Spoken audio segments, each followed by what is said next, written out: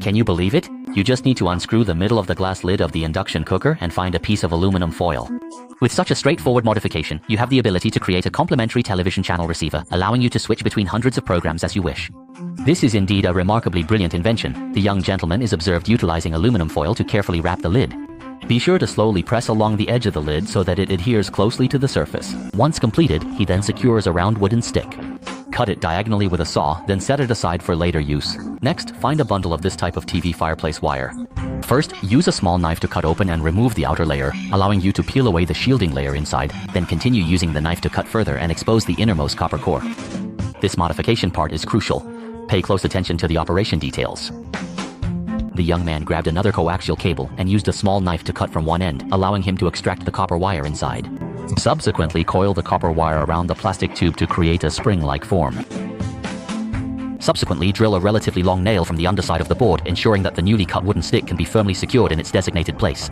Obtain a stand, and following the attachment of a threaded nail to one extremity of the spring, you can then proceed to remove the pot lid. Now pass the end of the spring with the nail through the hole in the center of the lid, and the stove can secure it above the wooden frame. The screw does not necessarily need to be tightened immediately because you still need to wrap one extremity of the closed-circuit copper wire around the mule, and then you can proceed to tighten the screw. Regarding the top of the spring, it is attached to a pull tab from a soda can. What purpose does this serve? If anyone is aware, please share with everyone. Next, the vent hole on the pot lid is used to connect and secure the shielding layer of the closed circuit. Finally, we move to the other end of the closed circuit. Similarly, use a small knife to cut a small section and attach an adapter. At this point, the construction of the entire TV channel receiver is successfully completed. Now transition the television to the program search interface and you will observe that the current search results are at 0. This is the moment when we attach one end of the cable to the television set, and upon completing the connection, proceed to search once more. After waiting a few seconds, you can search for some channels. The video displayed on the TV is very high definition. The effect is quite good.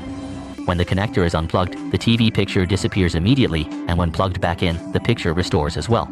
It's simply amazing. So here's the question: what exactly is the principle behind this? Feel free to comment and leave a message.